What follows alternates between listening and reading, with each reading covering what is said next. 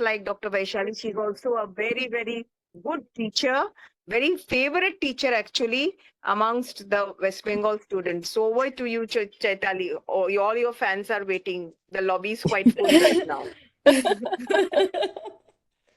Ma'am, I think ये Welcome, थोड़ा over welcome. exaggeration हो गया. But thank you so much, ma'am, for the wonderful Okay, introduction. okay, let's And start. yeah, thank you so much, A ma'am. small And thank recap of you. the MR anatomy so that then after that the pathology becomes, because it was done a I'll do week that. before, then people will just have a recapitulation. Okay, Sure, sure. So over to I'll you. just quickly recap the anatomy, which I'm sure Vaishali ma'am has very beautifully taught to all of you. But this is just for some of you if you were not there on the previous lecture, which was Vaishali ma'am's. And then we will go for the pathologies, which is ligament and tendon injuries. I'm just going to stop the video because I may have a fluctuating internet, so I don't want to lose the internet on the video. I will share the screen now. Okay. So without wasting much time, let's just begin with the session. Right. So, what sequences we take? Now, there is a mix and match of different sequences that you will get between different people who are practicing musculoskeletal radiology, but all of them will surely give you one sequence, that is proton density. It can be either PDFS or PD with fat, that's a personal choice, but proton density is something that surely goes in for all internal derangements. So what I usually go for at my centers is stir coronal, and then you can take a T2 fat saturated axial. So between stir and T2FS, T2FS is a better sequence if you're getting a uniform fat suppression, because the resolution is far much better in a T2FS sequence than in a stir coronal. And then I go for 3-plane PD. Now you can take a 3-plane PD or a 3-plane PDFS, but if you're taking a 3-plane PDFS, make sure to have at least one sequence with fat, because otherwise everything will become fat saturated. The reason I take 3-plane PD is because the tendons and the ligaments, which are hypointense or black in color, are better seen on a background of fat, which is white. 3D gradient echo is something which you can take, you may not take, but it's good to look for instability if you do not have a CT cut, and if you want to avoid CT cuts for the patients, you can go for a 3D gradient echo sequence. Right now, even a 0T imaging has come in, which shows bones very well. So all of this is mainly to look for osteophytes, bones, and everything. T1 weighted and T2 weighted images I do not take for all the patients. My technicians are aware when they're supposed to take T1 and T2. So my routine protocol does not have a T1 and T2. T1 and T2 gets automatically added if there is a signal change or a lesion in the bone, if there is a synovitis, if there is any soft tissue lesion, or if there is any inflammatory pathology. So inflammatory, infective, or tumor. Anything of these come into picture, my technicians know that they have to add on a T1 and T2. This is only done so as to, because in my workplace, 70% or 75% of the workload, I should say 70% of the workload is internal derangements. So T1 and T2 really don't help, and it's a waste of time. So you obviously want to have a proper turnaround time as well. And that's the reason why we don't take it for all the patients. So this is just to show you the difference between PD and T1. So here you can see this is the cortex, which is black in color, and overlying that you can see the gray zone of cartilage. You can also appreciate the gray zone of radial head cartilage as well.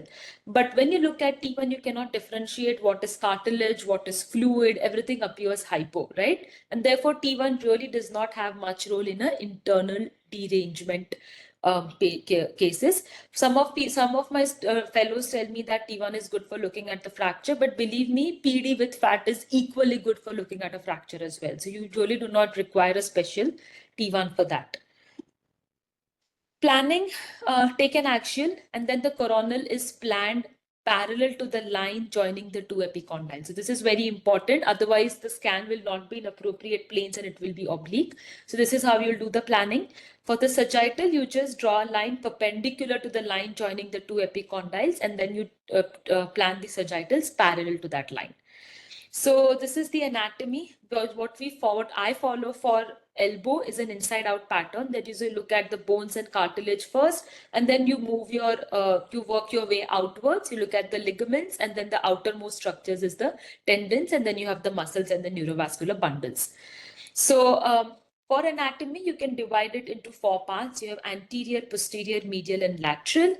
On the medial compartment, the most important joint is the ulnotrochlear joint, and you have the medial epicondyle. So there is a ulnotrochlear articular cartilage.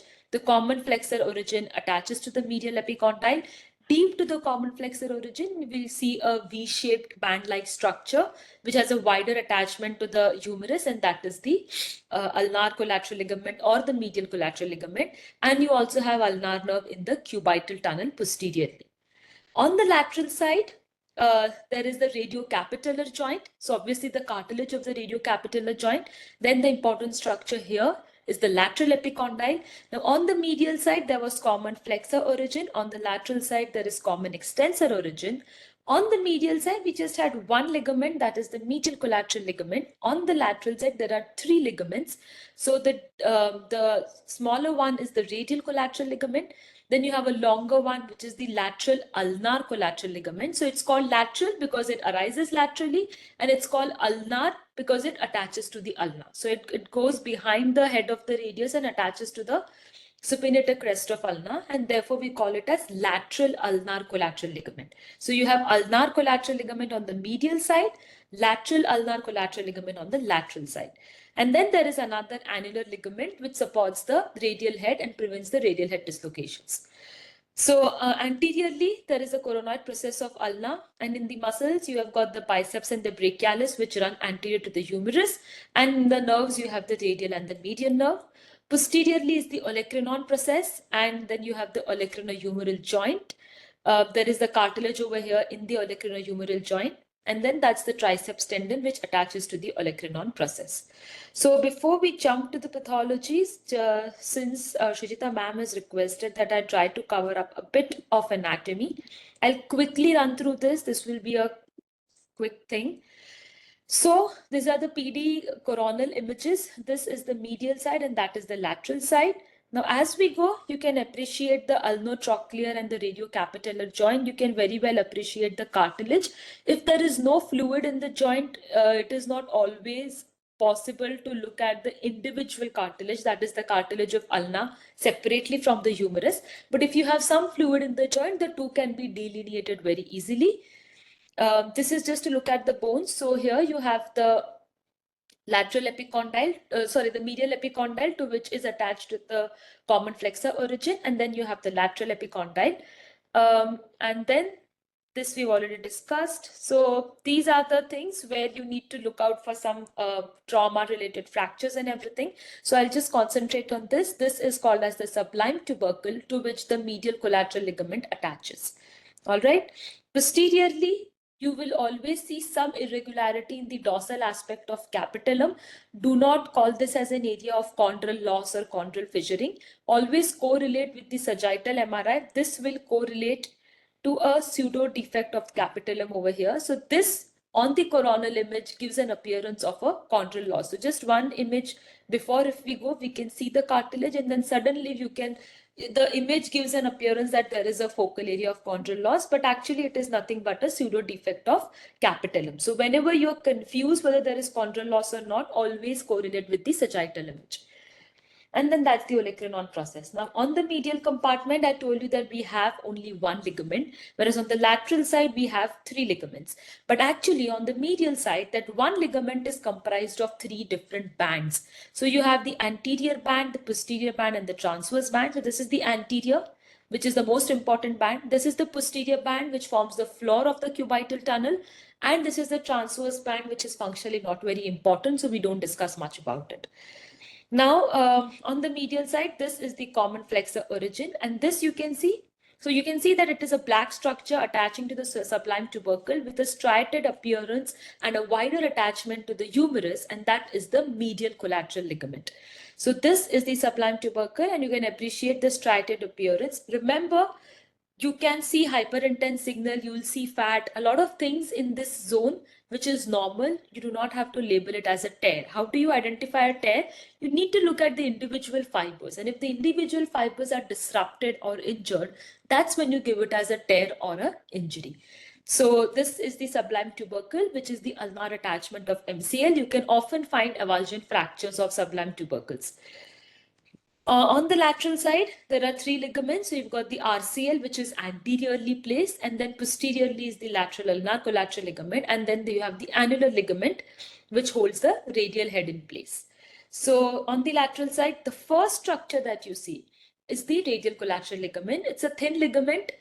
The entire ligament is visualized on a single image. Okay, so it's not an obliquely running ligament. It runs in a single vertical plane. And then what you see is two different structures. The outer longer black structure is the common extensor origin. So remember, the common flexor tendon or the common flexor origin is a shorter tendon. The common extensor origin is a longer tendon. Okay, and deep to the common extensor origin, there is another black structure, and this is the lateral ulnar collateral ligament. Now, lateral ulnar collateral ligament is not attaching to the radius over here, right? As you go further posteriorly, you can see that the ligament is turning, and finally it goes and attaches to the supinator crest of ulna. So this is the whole path of lateral ulnar collateral ligament, where it obliquely runs behind, and therefore in order to visualize the entire ligament, you have to scroll the images back and forth, and this is where it attaches to the supinator crest of ulna. However, most of the injuries of lateral ulnar collateral ligament happen at the humeral attachment, so that's where your most of the attention needs to be. And then obviously this is the triceps tendon inserting onto the olecranon process. So now let's look at the actual images. This is the olecranohumeral joint. So you can see, you can appreciate the humeral cartilage, and you can appreciate, so this is the humeral cartilage in the olecranon fossa, and then you have the cartilage in the olecranon process over here. On the actual images, this is the ulnar side, this is medial, and this is lateral.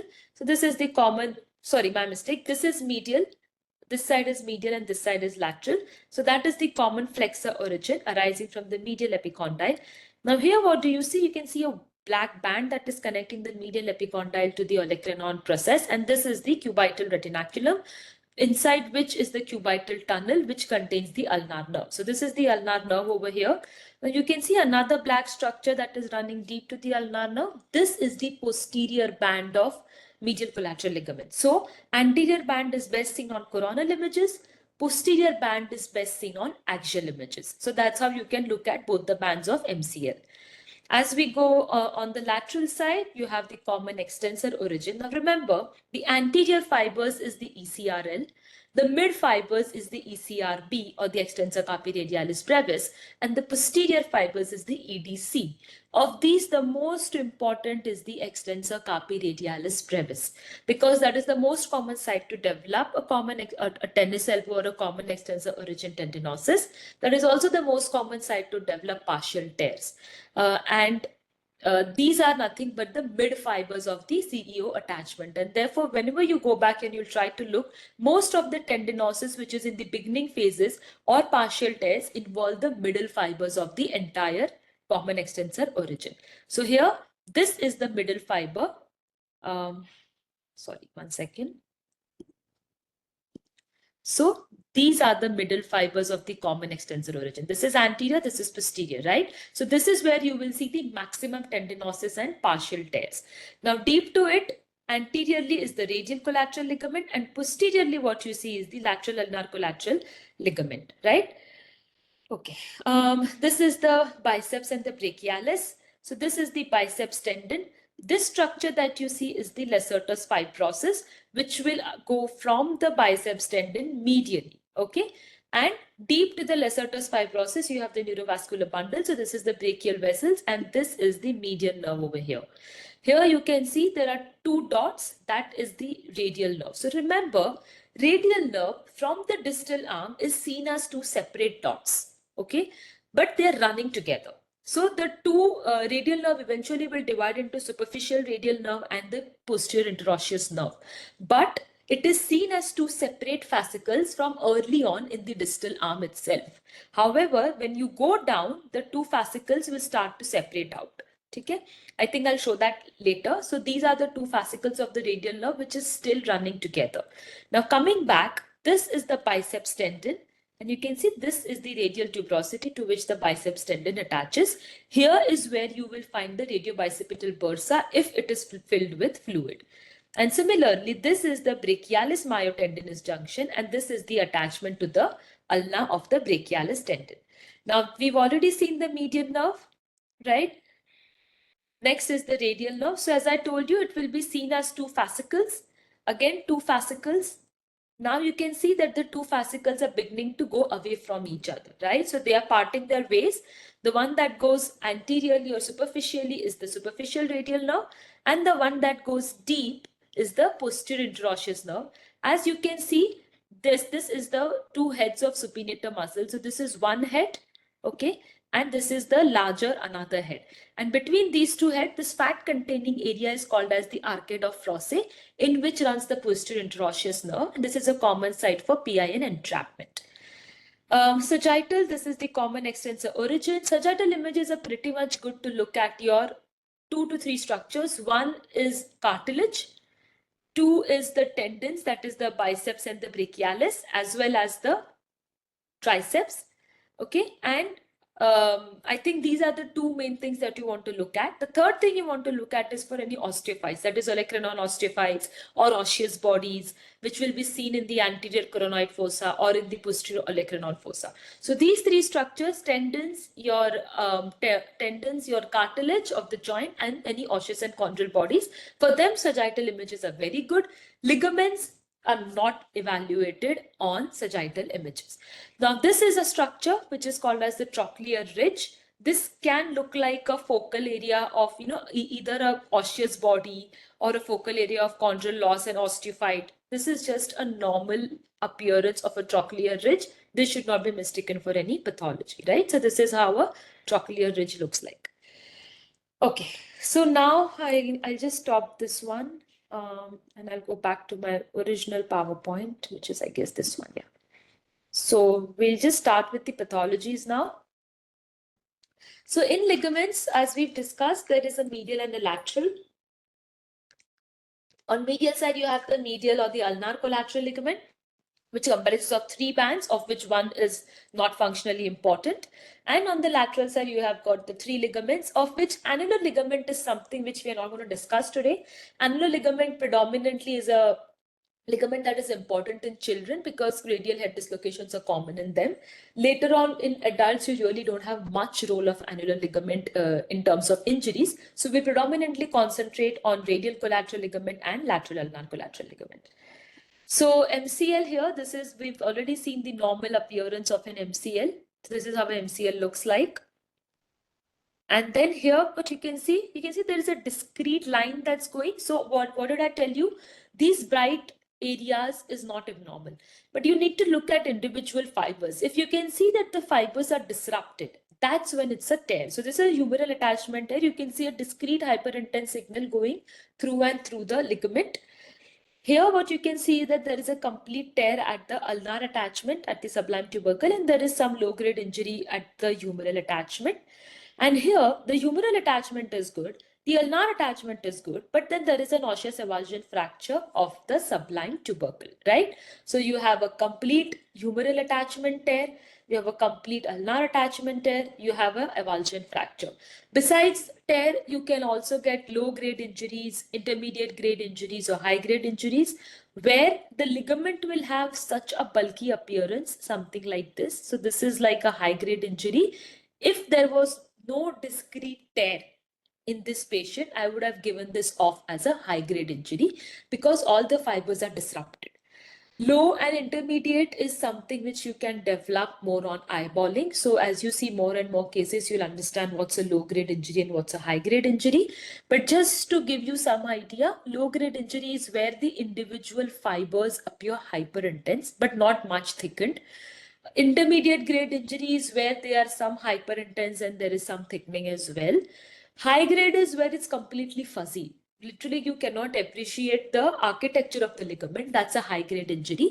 And when you see a discrete fluid signal going through and through the ligament, that's when it's a full thickness tear, right? So fluid signal, if you'll appreciate, then that's a tear. So this is as much as fluid.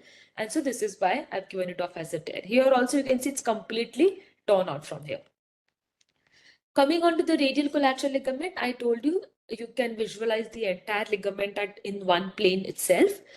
Here you can see that there is a complete disruption. So there is a complete tear at the humeral attachment with fluid entering in that area, and the ligament is actually retracted up to the elbow joint line. In this patient, you can see it's a complete mid-fiber tear. So you can appreciate the humeral attachment is good, the radial attachment is good, but then there is complete tear of the mid-fibers. And here, what do you see? You cannot appreciate any architecture of the ligament. You can see avulsion fractures. So this is actually a high-grade injury with osseous avulsion fracture at the humeral attachment, right? So if there is obviously osseous avulsion, but along with that, the ligament itself is showing a high-grade injury. So this is something which I'll put it as a high-grade injury where the entire architecture of the ligament is distorted. Now, lateral ulnar collateral ligament, I told you that it's an obliquely running ligament. You cannot see the whole ligament in one image, but you are more interested in the humeral attachment. And so here you can see that the black line is continuous to the humeral attachment, whereas here it's completely disrupted. Again, there is no tissue. It is just some injured area and with fluid insulating here. So it's a full thickness tear of lateral ulnar collateral ligament with the ligament retracted up to the elbow joint line. Here what you can see is you can appreciate the ulnar attachment. So this is the ulnar attachment to the supinator crest. This is the ulnar attachment over here, right? So you can appreciate the ulnar attachment over here. This is the entire ligament, and this is the osseous piece. So actually, it was a humeral attachment avulsion, osseous avulsion, and then the osseous piece got retracted posteriorly closer to the ulnar attachment.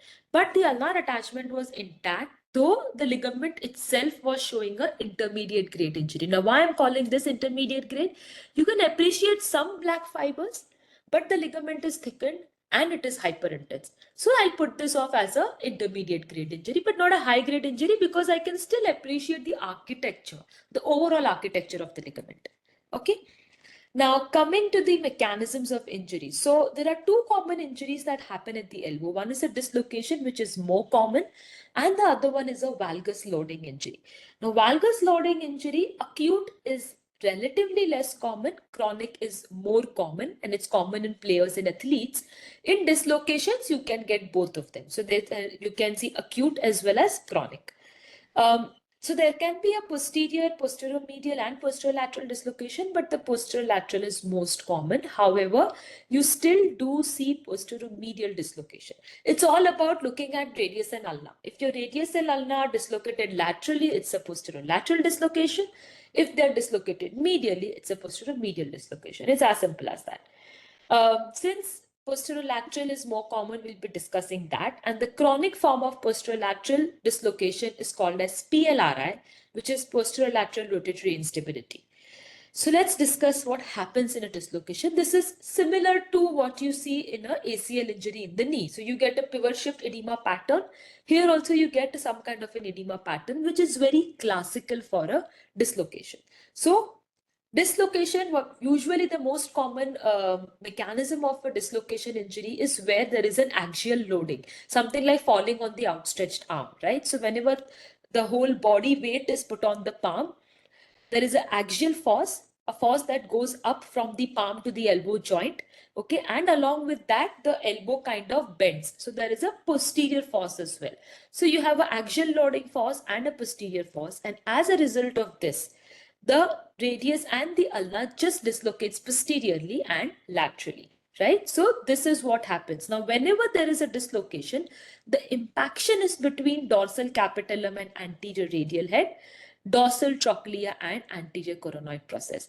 Therefore, the edema pattern will appear something like this. So if you see a patient where the elbow has been relocated back, you will not see the edema in contiguous areas. The edema will be away from each other, but that's because this was the site of impaction that happened. And therefore, in dislocation patients, anterior coronoid process fractures are common. Why? Because it's a very small chip of bone. The moment it impacts against the dorsal trochlea, it kind of just fractures over here, right? So that's why anterior coronoid process fractures, anterior radial head fractures, dorsal capitella fractures, all these are common in posterolateral elbow dislocation. So here you can see there is a dorsal capitellar marrow edema and anterior radial head marrow edema. But if you can closely appreciate both on PDFS and PD images, you can appreciate the black cortex here. You can appreciate the black cortex here. But in this region, there is no cortex that's visible because there was a slender anterior radial head fracture. It was just like as if just the cortex and some amount of medulla was chipped off. It was not very well seen on an MRI. It can be well seen on a 3D GRE image that we were talking about, or even on a 0TE image, but we rather saw it on a CT cut where there was a small chip fracture which was visible, right? So another patient where not much of anterior radial head edema, but a lot of dorsal capitellar edema, and you can see there is an impaction. There is a kind of a depression that has developed in the dorsal capitellum. Why this has happened? Because the radial head hit the dorsal capitellum with lot of force, as a result of which the dorsal capitellum fractured and it resulted into a cortical depression.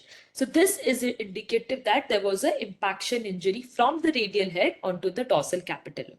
Also, one more thing, if you can appreciate, if you draw a line, you can see the radiocapitellar alignment is maintained here. Whereas here, what is happening? This is the radius, and if I see, the capitellum is slightly anteriorly, or rather the radius is still posteriorly subluxed. So this is another way to know that this patient has a dislocation which was tried to be relocated back. Not all patients may show this, but this is an additional sign. So in some patients you will find that the radial head is still posteriorly subluxed, which means that the joint is not completely relocated back yet. Okay. Another patient to show you the medial side now. So on the medial side, I told you that the coronoid process impacts against the dorsal trochlea. So there can just be a coronoid process marrow edema, or there can be a discrete coronoid process fracture, which is also visible on the CT scan. Now on the radiograph, if you see an anterior coronoid process fracture, it is something like seeing a Segond fracture on the X-ray knee. So if you see a Segond fracture on the X-ray knee, you are sure that there is an ACL tear. Similarly, if you see an anterior coronoid process fracture, you are sure that this patient had an elbow dislocation, which has caused this anterior coronoid process fracture. It's as simple as that. Okay, so it's almost pathognomic for an elbow dislocation. Now, what happens? What happens to the soft tissue structures when this dislocation happened? So here, first, there is obviously a posterolateral dislocation, and the first structure that really gets injured is the lateral collateral ligament complex. So we have two structures, RCL, that is radial collateral ligament, and lateral ulnar collateral ligament. So whenever there is just a posterolateral subluxation, the lateral collateral ligament complex gets disrupted or injured. Then the injury travels anteriorly or posteriorly, more often anteriorly, through the anterior capsule, and that results in an incomplete dislocation, which means it's not completely dislocated, but the subluxation has progressed further. And in the last, whenever there is a complete dislocation, even the MCL gets injured.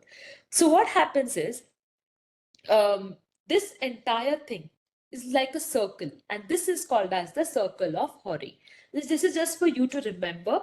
But usually, if you see MCL injury in a patient with elbow dislocation, there will be at least either of the one ligaments, that is RCL or LUCL, often both of them, but at least one of the ligaments will be injured if there is a MCL injury in the patient with elbow dislocation. Okay, so this is something for you to remember. Second thing to remember is always look at the anterior capsule closely in all dislocation patients. Often there will be some amount of anterior capsular injury as well.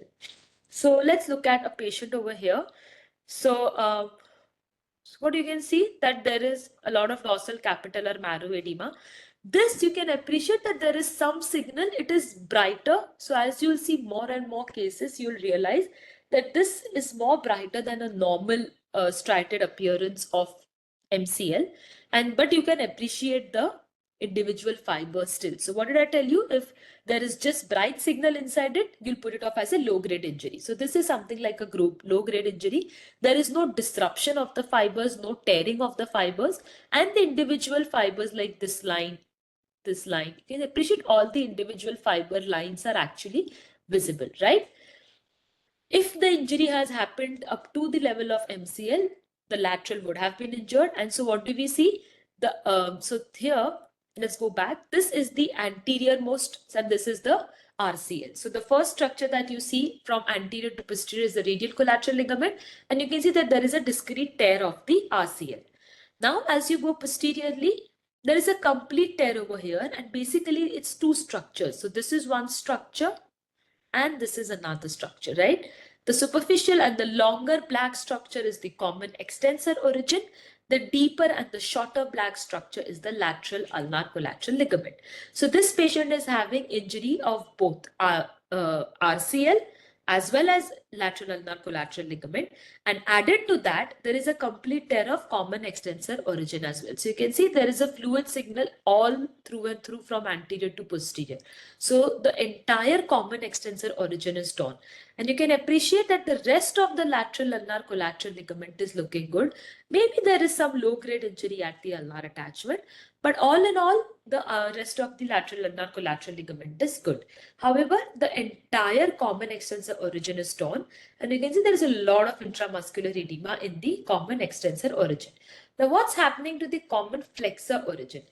So again, a shorter tendon, and then immediately you get the myotendinous junction. So this is the common flexor origin. There is some signal, so there is something like a mild contusion of the common flexor origin, but there is no tear of the common flexor origin. Sometimes you may get scans like this where the patient comes in a dislocated state. The relocation has not yet been done, right? So this is what the appearance will be. This is just to show you how anterior coronoid process impacts against the dorsal trochlea, and that's when the anterior coronoid process fractures or chips out from here.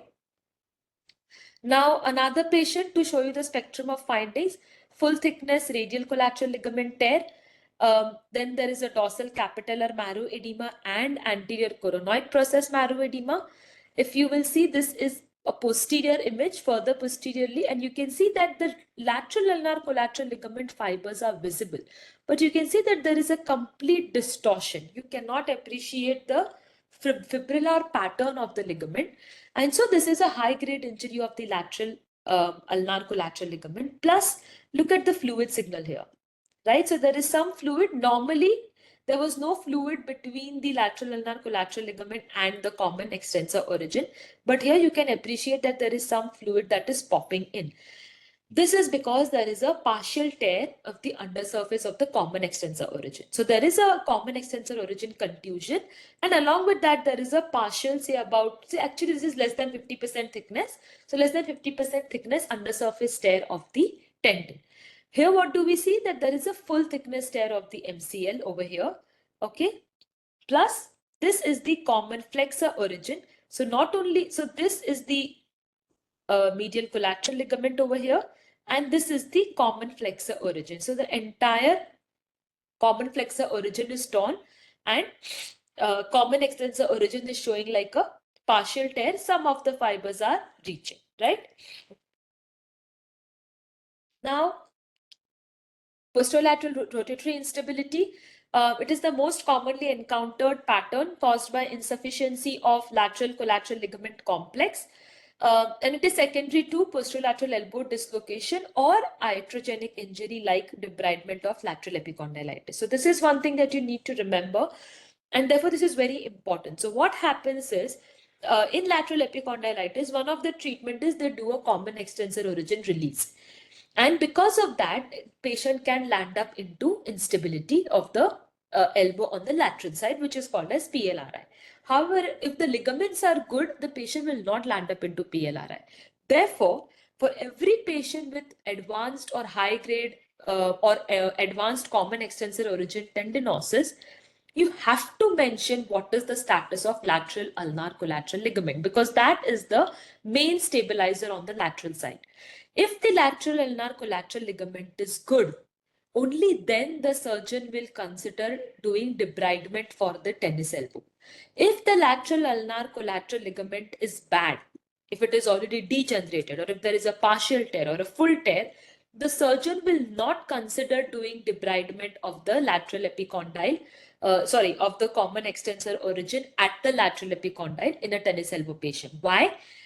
Because now the stability is maintained from the common extensor origin tendon itself, as the LUCL is no longer functionally viable. So already LUCL is bad. And if you do a debridement of the common extensor origin as well, practically there is no structure now that is stabilizing the lateral aspect of the elbow. Therefore, for every patient with common extensor origin tendinosis, you have to mention what is the status of lateral ulnar collateral ligament. So these are the most three important static constraints of the elbow, which is the lateral collateral ligament complex, radial head, and coronoid process. So in instability, what will you see? The patient had a dislocation event in the past, say a couple of years ago, and now the patient has come with the chronic symptoms of that. So you will see evidences of older injuries, and you will see evidences of development of arthritis. So there will be thickened and remodeled ligaments. So here, this is a normal ligament. This you can see it's now you cannot differentiate what is LUCL and what is common extensor origin. It looks like one thick band, but it is intact. It is thickened. So that is like a well remodeled. By well remodeled, we mean a well healed ligament, right? Whereas here, what do you see? That there is a partial tear. There is some signal here. There is a partial tear along the inferior aspect. So this ligament has tried to heal, but it has not healed well.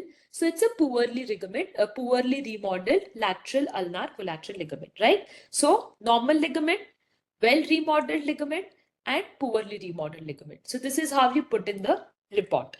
The next thing is you look for evidences of prior fractures, which can be a healed, malunited, or non-united fracture. So we know that the common fractures that develop is the anterior radial head fracture and anterior coronoid process fracture.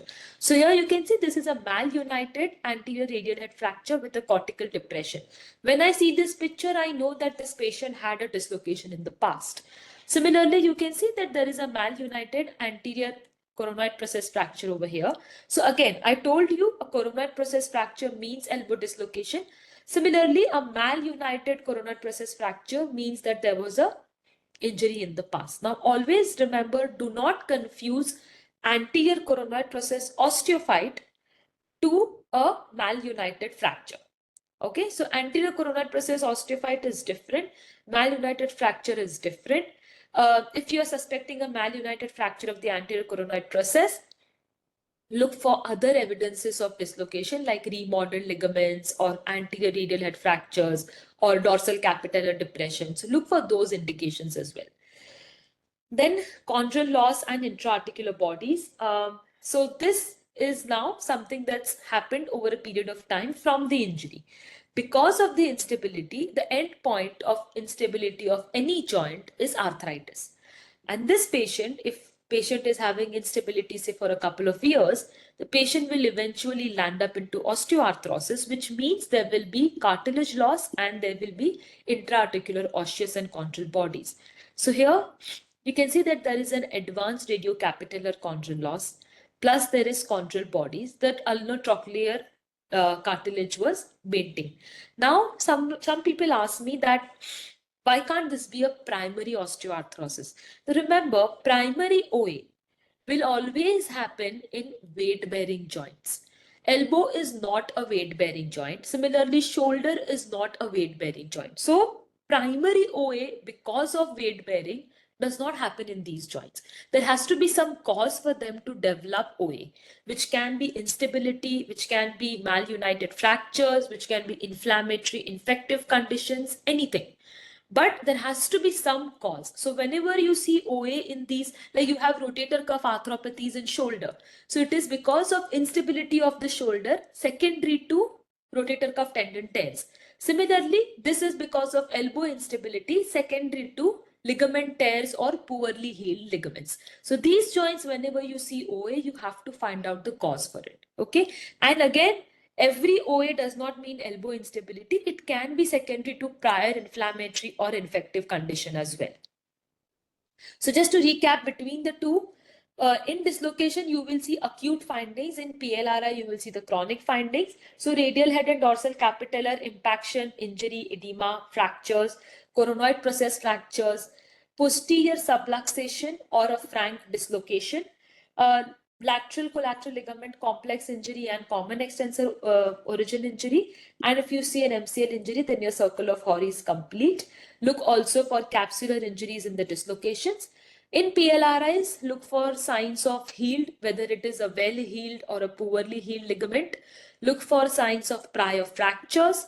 And finally, the end stage, which is nothing but the OA. So this is what I put in the report. I just say that because of recent posterolateral elbow dislocation, there was an anterior radial head non-displaced fracture, and then there was anterior coronoid process fracture. What is the edema pattern? And then you give the description of the tear. So when we are giving a tear, you have to mention whether it's a full or a partial thickness tear, from what attachment the ligament is torn, which ligament is torn. So here, and added to that, at the humeral attachment also there was some injury, so I put that as well. So you need to describe everything about the ligament, and you need to mention at what level the tear has happened, right? So this is how you put in the report. So these are the things that you need to jot down in the report, which we've already discussed. Added to that, you want to look at the tendons and the nerves, mainly your common flexor and common extensor origin. Nerve, most commonly that you want to look out for in the elbow dislocations and all, is the ulnar nerve, more common than anything else. Now, coming on to valgus loading injury. As I said, acute is less common, but we do see cases. Chronic is more common because it is common in sports people, athletes, throwers, and all of those things. And in them, we call it as a valgus extension overload syndrome. So what happens in valgus loading injury? By valgus, we mean that there is a stress that is happening on the medial aspect of the elbow, so that your forearm is going outwards, away from the body, and that is the valgus, right? So you get a tensile force. You can just try it right now. Try to take your arm and your palm away from the body. You will feel a stretch on the medial side of the elbow, and that is the tensile force. If there is sudden valgus loading, what will happen is there will be tearing of the ligaments and the soft tissue structures on the medial side. There will be impaction of the bones because of compressive force on the lateral side. So bone and cartilage injuries will happen on the lateral side. Soft tissue injuries will happen on the medial side. So you will not see marrow edema on the medial side because the bones are not coming in contact with each other. Rather, they are going away from each other. Whereas on the lateral side, because there is an impaction between the two bones, the marrow edema will be seen on the lateral side. You will not get soft tissue injuries on the lateral side. Why? Because there is a compressive force. So because of the compressive force, there is no stretching of the ligaments and the tendons, and so they won't tear off. Whereas on the medial side, because there is a stretching and a tensile force, it will result in tearing or injuries of the soft tissue structures. So as I told you, the edema pattern will be on the lateral side. So you will see peripheral capitellar and peripheral radial head edema. Why? Because these two bones have impacted with each other whenever there was a valgus loading injury. So peripheral capitellar and peripheral radial head edema pattern. And what do you see?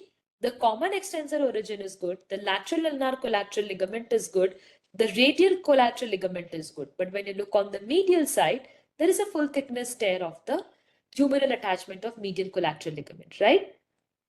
Plus, you can see that the common flexor origin is also partially torn. So this is the common flexor origin over here, right? We will see it again. So here you can see that there is a full thickness tear of the medial collateral ligament. And look at the common. Actually, the common flexor origin is also completely torn, and it is retracted inferiorly by this much. So medial side tears, lateral side you have the edema pattern. Valgus extension overload syndrome. Now, this I told you is a chronic version of valgus loading injury.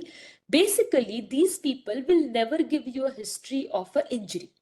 It is just their spot and the way that they move their shoulder, the way that they move their elbows is what causes these injuries to happen. So it's nothing but a chronic repetitive valgus stress. So if you ask them, did you get an injury? They will say no, right? It is common in overhead sports. It is predominantly common in baseball pitchers, but it is also seen in racket sports like tennis and fast bowlers in cricket. So you can see that they tend to put their arm again and again into valgus, and as a result of which you get this valgus extension overload syndrome. In children, this is called as Little League's elbow. Okay, so Little Leagues, I think, is for the children for the baseball thing. And so it is called as a Little League's elbow. It is not only comprised of valgus extension overload syndrome. This entity comprises of a lot of things, including the shoulders. All of it are put into one spectrum. So this is so what happens in valgus overload syndrome? The mechanism is same. There is a tensile or a stretch force that will develop on the medial side, and then there is a compressive force that will develop on the lateral side. As a result of which, you will have injuries of the soft tissue structures in the medial compartment, and you will have injuries of the bones and cartilage on the lateral compartment. So this is just to show you that this is how a remodeled MCL will look like. Okay. Sorry, I'll just go back here. Yeah. So this is how a remodeled MCL will look like, or this is something like a chronically injured MCL, right? So you can see some fibers, you cannot see some fibers. There is no hyperintense signal, no edema in the ligament, and it is more like a scarred ligament. So it's a thickened black ligament, right? So this is because of repetitive injuries. Similarly, this is what a normal CFO looks like. And here you can see that there is a bright signal. So it's nothing but chronic repetitive injury has resulted into CFO tendinosis. Now here, this is the another structure. So ulnar nerve injury usually does not happen in an acute valgus loading injury. It can happen, but it's less common. However, ulnar nerve symptoms are common in chronic repetitive stress, that is valgus extension overload syndrome. What happens is, this is also on the medial side. So ulnar nerve gets stretched again and again against the medial epicondyle in the cubital tunnel. So eventually it can result in development of ulnar nerve edema within the tunnel. The nerve will appear bulky. And here you can see that the nerve has edema. There is some fluid also in the cubital tunnel. So you can see that there is fluid running along the ulnar nerve, in the cubital tunnel as well as distally. Now, whenever you see this picture, so this picture actually, this patient had ulnar nerve symptoms. Whenever you see such a picture where there is just mildly swollen nerve and mild intraneural edema, do not always label it as an ulnar neuritis. Correlate for the clinical symptoms. It is often that you will find some bright signal within the ulnar nerve in the cubital tunnel, because during normal flexion and extension, there is some friction between the nerve and the bone. However, it does not cause any symptoms. Plus, this nerve is very superficial, and therefore, whenever you try to rest the elbow on any hard structure, you will always get some tingling numbness going into the fingers because of mild irritation of the nerve. All of that is normal. It can happen and it just passes off immediately in a couple of, maybe maximum 1 or 2 minutes. So some signal in the nerve does not mean that there is a ulnar neuritis or there is ulnar nerve edema and symptoms. You can just put in the report that there is mild intrasubstance hyperintense signal within the ulnar nerve in the cubital tunnel. In the absence of ulnar nerve symptoms, this is unlikely to be clinically significant, which means if there is no ulnar nerve symptoms, this particular finding has no value. It's as simple as that. Okay. However, this patient obviously had symptoms, and you can see that there is fluid running along the nerve. So that is not normally present. That is abnormal. Okay. So on the lateral side, I told you, you will find changes of bone impaction injuries and cartilage injuries. So here, this patient landed up into advanced OA because of repetitive compressive forces in the radiocapitellar joint. So what happens in the posterior compartment? Now, we've discussed medial compartment, we've discussed lateral compartment. Posterior compartment, basically there are shear forces that is acting. So I think, okay, I'll try to explain you here on this image. So this is the posterior compartment. Now what happens whenever there is a valgus overload, humerus will try to go in one direction and the ulna will try to go in another direction. So there is a shear forces between the humerus and the ulna in the posterior compartment, as a result of which it results into cartilage wear. Because now the ulnar cartilage, the olecranon process cartilage and the olecranon fossa cartilage is rubbing against each other because of the shear forces. So it results into degenerative changes. Now these degenerative changes also cause reactionary osteophyte formations in the bone. These bones or these osteophytes will cause soft tissue impingement. So it will cause impingement on the ulnar nerve, it will cause impingement on the adjacent muscle, soft tissue, whatever. Or there can be a bone to bone impingement, which we'll see ahead. And because of these impingement, what will happen is this will result into some altered movements of the elbow. The patient may not be able to completely extend the elbow or will keep the elbow fixed in some particular position. This will cause further development of osteoarthritis. So basically, it's a vicious circle that forms, and therefore, these in posterior compartment, the pathologies just keep progressing because of this vicious circle. So here, these are the GRE images just to show you that how well you can see the bones and osteophytes and everything. So here you can see there are small olecranon process and olecranon fossa osteophyte, which this will not cause much symptoms. But this you can see is a larger osteophyte, and you can see that this osteophyte will prevent complete extension of the elbow because it is going to occupy this extra space over here. Similarly, here you can see that there is a large osteophyte. It will prevent a complete extension of the elbow. Whenever the patient forcibly tries to extend the elbow, the osteophyte will hit against the olecranon fossa. There can be marrow edema in the bones over here, right? If the osteophyte is large, because there is a bony impingement, it will not prevent complete extension. So the patient will actually have a mild fixed flexion deformity because of these osteophyte formations. And this is called as posterior impingement. So posterior impingement is actually a bone-to-bone impingement between the olecranon process osteophyte and the olecranon fossa. So here also you can see that there is a fractured osteophyte which is now occupying the space in the olecranon fossa, and therefore the ulna cannot be straightened up completely. Another osteophyte is this one. So you can see there is a large posteromedial osteophyte that is arising from the ulna. So what's happening is this entire osteophyte is impinging on the ulnar nerve. And therefore you can see that here the nerve is normal in caliber, but here the nerve becomes bulky because this osteophyte is continuously impinging on the ulnar nerve. And this is called as posteromedial impingement or ulnar nerve impingement secondary to this large osteophyte. So just to recap, you have acute valgus loading injury and valgus extension overload syndrome. In acute valgus loading injury, medial side will be soft tissue injuries, lateral side will be bone and cartilage injuries, and you may get ulnar nerve injury, but ulnar nerve injury is more common over here, right? So it is more common in the valgus extension overload syndrome. On the medial side, there will be chronic changes. So there will be healed ligaments, and basically soft tissue injuries like healed ligaments and ulnar nerve injury. On the lateral side, because of repeated bone impactions, there will be osteoarthritis and osteophyte formation, which will result into impingements.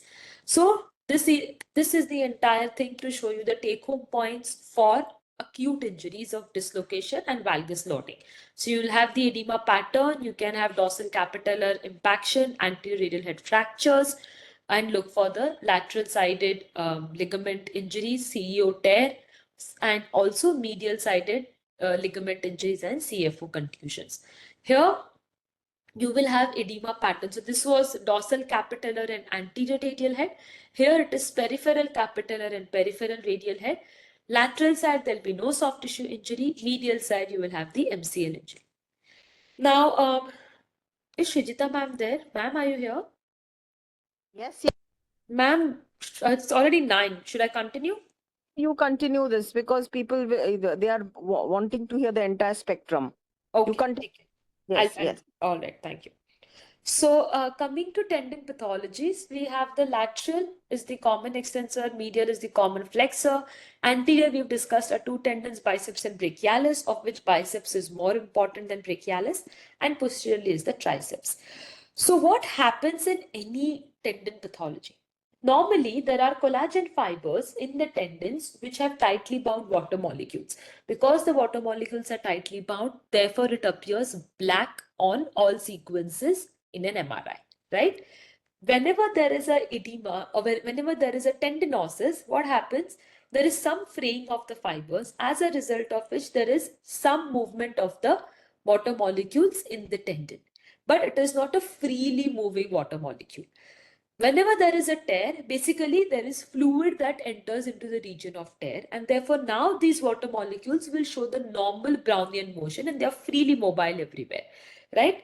So tendinosis, you will see some bright signal which will not be equal to a fluid signal intensity, whereas tear, you will see a bright signal just like a fluid signal intensity. So this is what you need to keep in mind. Always remember, this is something that I have understood by seeing more and more images. Chronic tears, you may not always get a complete fluid signal intensity. It can be lesser bright, like a tendinosis. But if you see a clear-cut disruption of the fibers, that's when you call it as a chronic tear. We don't put it as a chronic tear, but that's when that is a chronic tear. So sometimes, because this fluid is acutely happens because of the tear, the fluid can get reabsorbed, and therefore you will see a bright signal in chronic tear, but always it may not be like a fluid signal. And in that case, you have to literally look for the disruption of the fibers. If you do not see a tendon fibers reaching up to the insertion, that's when it's a chronic tear. So in tennis elbow, I think I'll just pick up the important stuff. So we call it tennis elbow because it was thought that it happens in tennis, but it happens in literally everybody. I mean, I will say not only sports, even people like us develop tennis elbow. If you're not using your elbow too often and suddenly you start lifting heavy weights, you will end up in tennis elbow. Okay. So pain is over the lateral epicondyle. I already told you that the first thing to get involved and the most common thing to get involved is the extensor carpi radialis brevis, which is the mid fibers of the CEO origin. And this is something which is very, very important. You cannot forget this. You have to mention the status of lateral ulnar collateral ligament in every patient with a tennis elbow. So this is what you can see, tendinosis. So there is some bright signal in the tendon, but not as much as fluid. This is a tear where you can see that there is a discrete fluid. This is also a tear.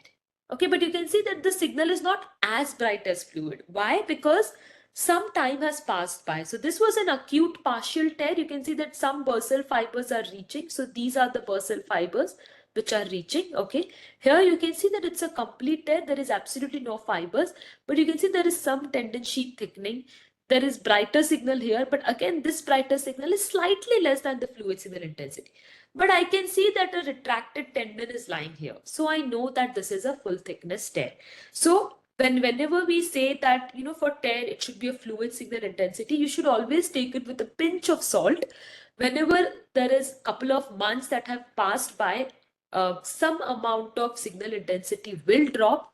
That's when you have to really look at the tendon fibers also. So you will see a clear-cut disruption and retraction of the tendon fibers, and you know that that is a tear, even though the fluid signal intensity is, even though the hyperintense signal is slightly less bright than the fluid signal intensity, right? I hope this concept, I hope everybody has understood what I'm trying to tell you. Now, let's look at a case. So here, what do we see? You can see that there is an avulsion fracture and the lateral ulnar collateral ligament. So you can see this structure is the leucal, which is attaching to the supinator crest over here. So that is attached to the osseous fragment. And this structure is the common extensor origin. That is also attached to the osseous fragment. So this is an osseous avulsion fracture to which both common extensor origin and lateral ulnar collateral ligament is attached. So not only you can get tendon tears, but you can also get osseous avulsion fractures. Now, what is the management? Conservative management is the first management, and it's mainly physiotherapy. Otherwise, if it's not helping the patient, we can either do a steroid or a PRP injection. Steroid injection is done superficial and deep to the tendon, but not within the tendon. PRP is done within the tendon.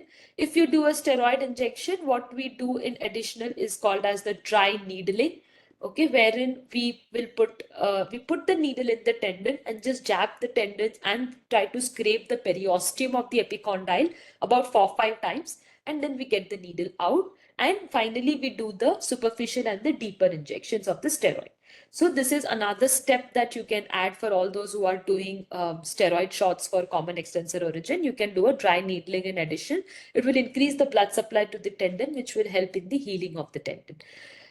USG guided tendon release can be done, surgical release can be done, but for both of these two, you have to be sure that the lateral ulnar collateral ligament is good.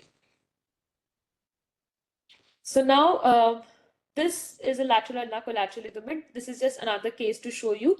This is a high grade tear. So you can see that there are some bursal fibers reaching. There is a lot of tendinosis in the retracted tendon as well. And this is the tear that you can appreciate over here. Now, golfer's elbow is nothing but medial or a common flexor origin tendinosis. So here you can see that there is a lot of bright signal here. So this is the tendon and then it becomes very bright at the insertion. Whereas here there is a partial tear. So it's an undersurface tear. This is the medial collateral ligament here, which is far away from the common flexor origin, unlike the common extensor origin. And here you can see the bursal fibers are reaching and the articular sided or the deeper fibers are showing a tear. So it's a pretty non-retracted tear. It's involving about 50 to 75% thickness of the tendon, and it is involving the deeper fibers of the tendon. So whenever there is a tear, you want to look at the AP dimension. So this is the AP dimension of the tear. You want to look at the CC dimension or the retraction of the tear. And you need to mention the percentage thickness.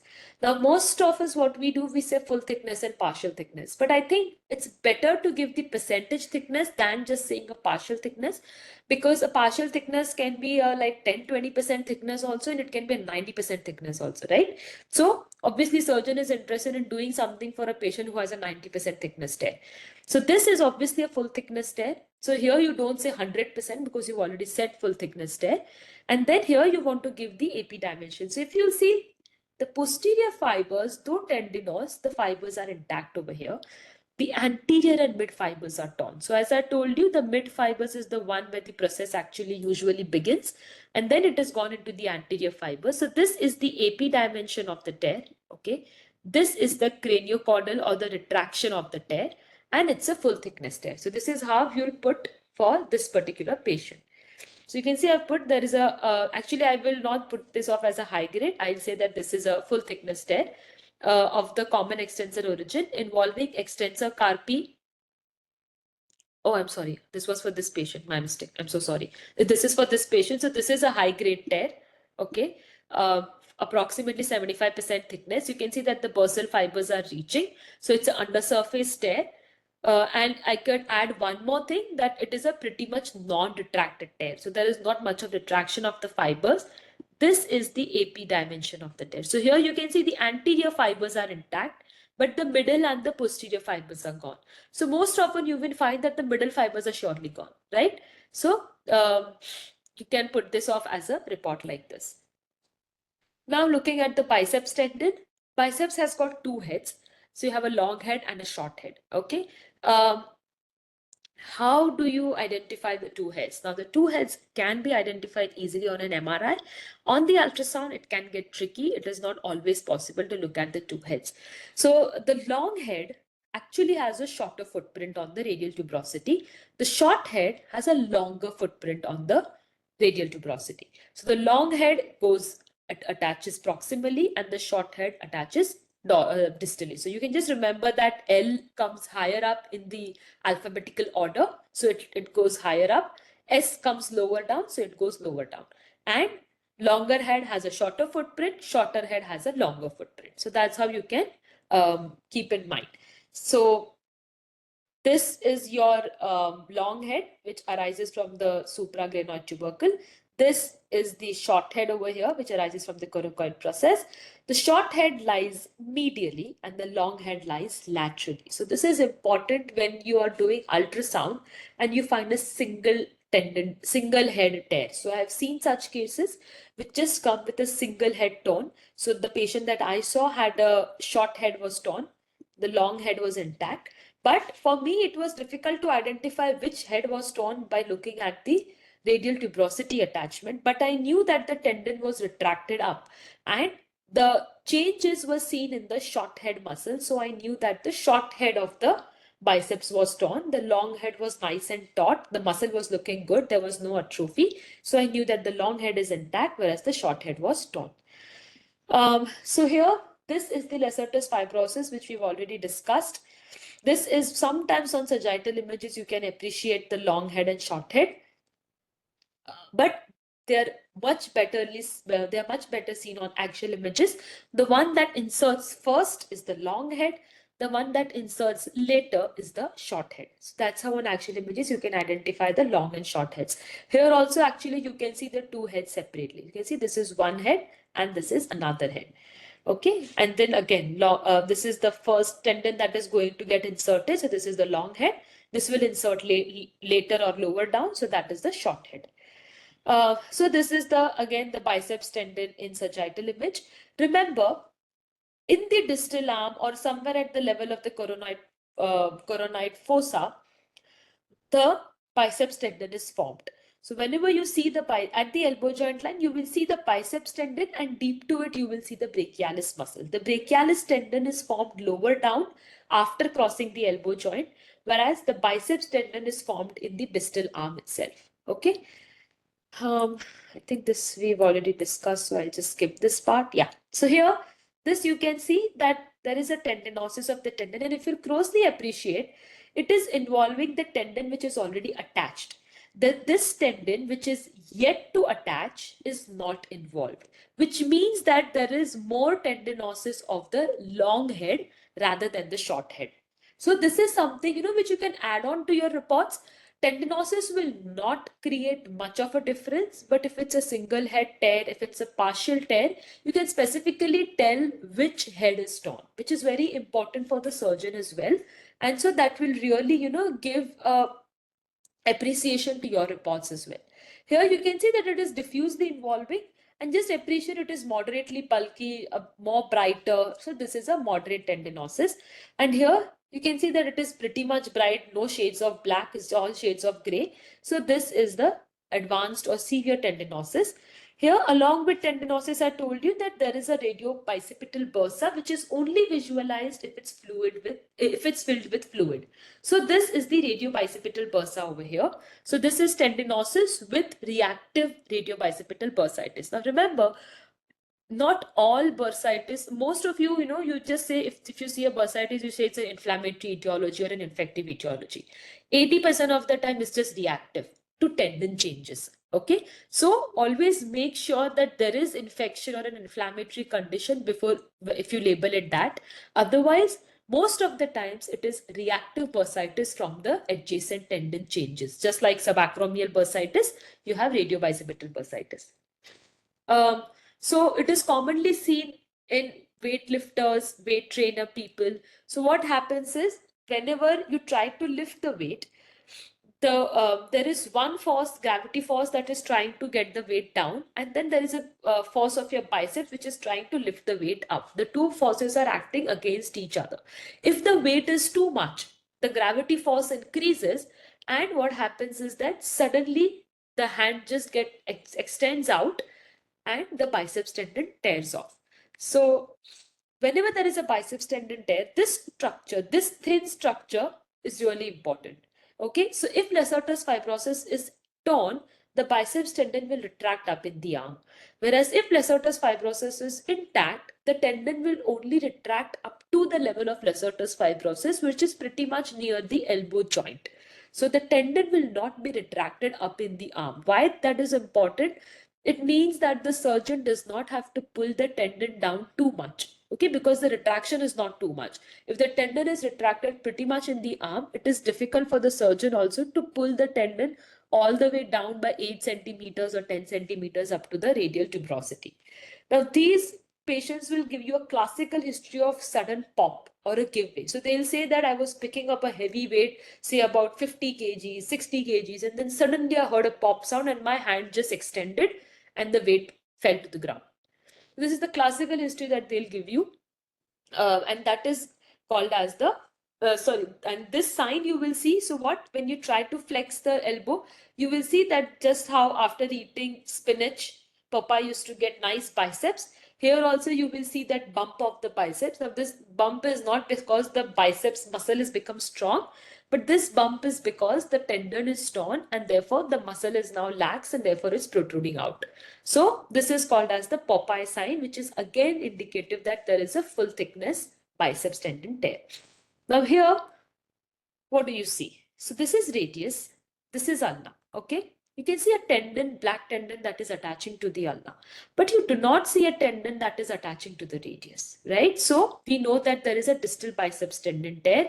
There is no tendon that is seen extending even up to the subcutaneous tissues in this particular image. Here also what we see higher up at the capitellum and trochlear level, there is only a tendon sheath, but you do not see a tendon per se.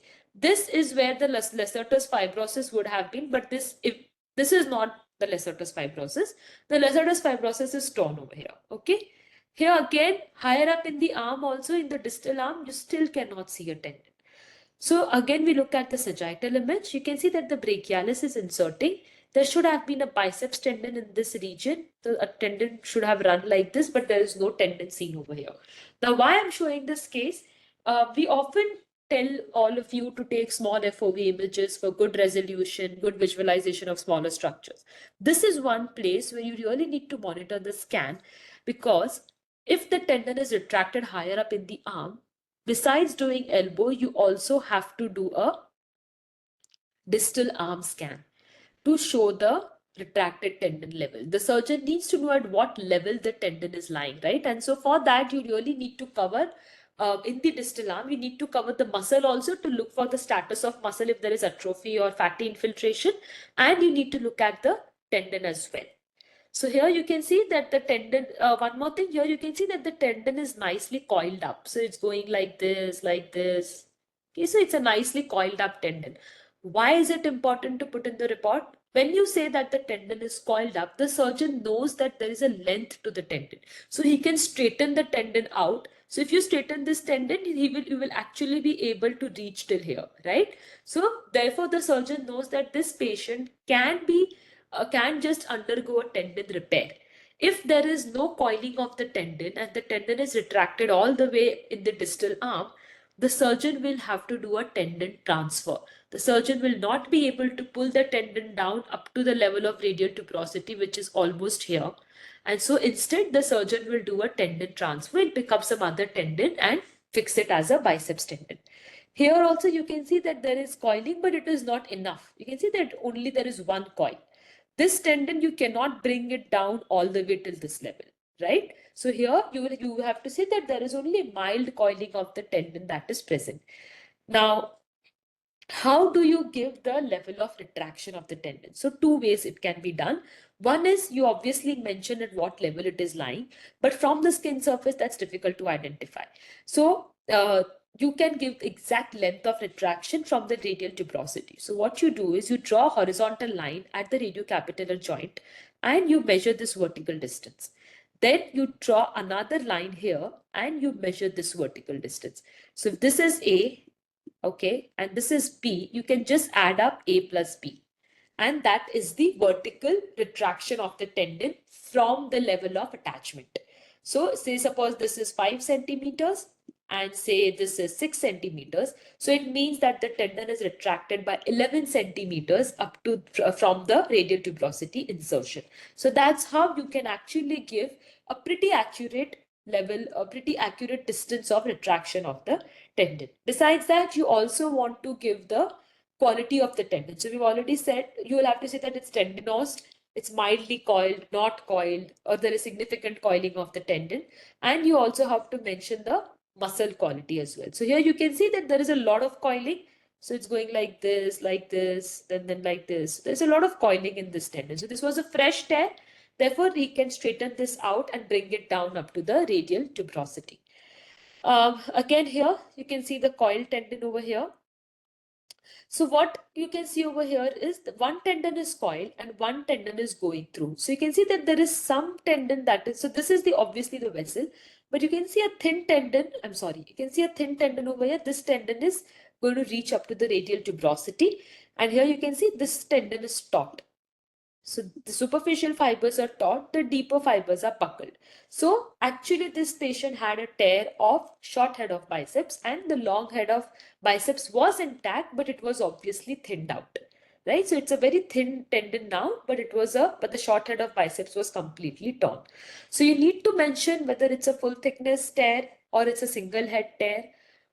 Lacertus fibrosis, what is the status? How much is the retraction?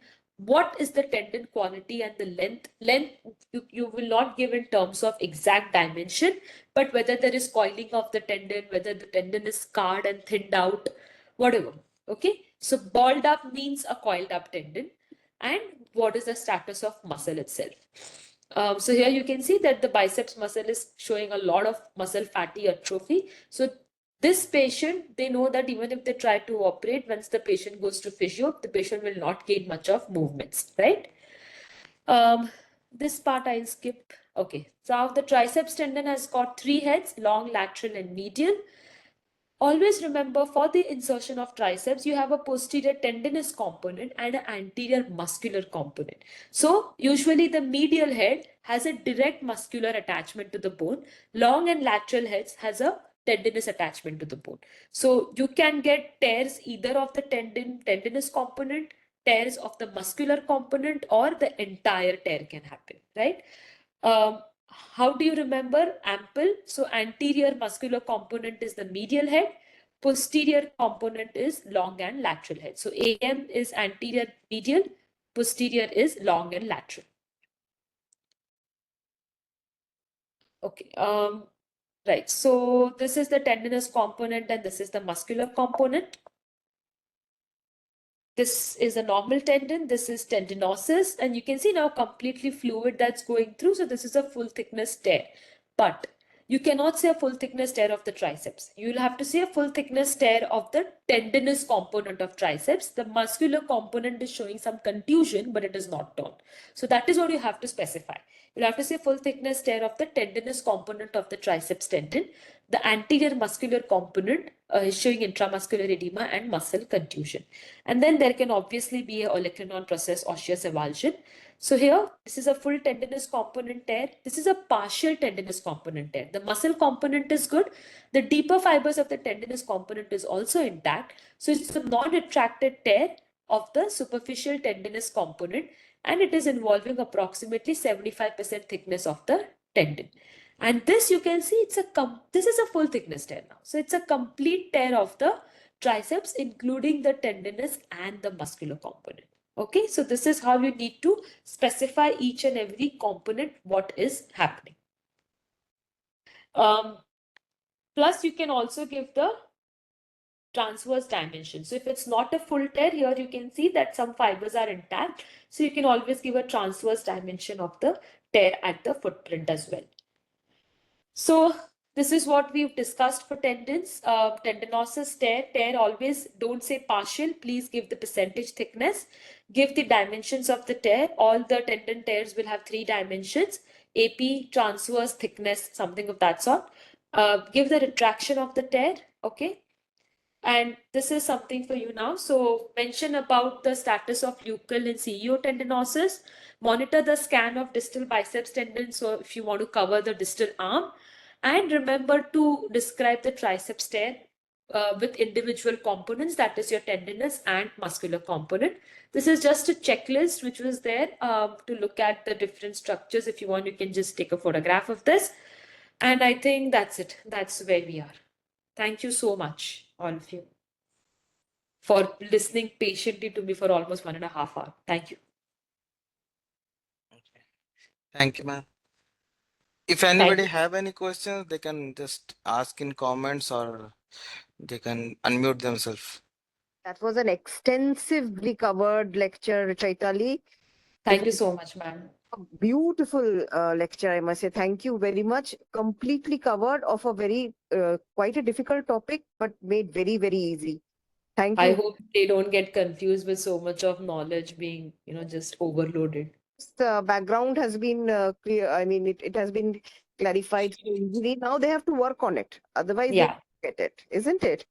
So, I thank agree. you, everyone. And with this, we complete 2 sessions of our Radilan. We'll get back again to all of you. with the next series. Thank you so much, Chaitali. Thank you. Thank you, ma'am. Bye. Bye. Bye.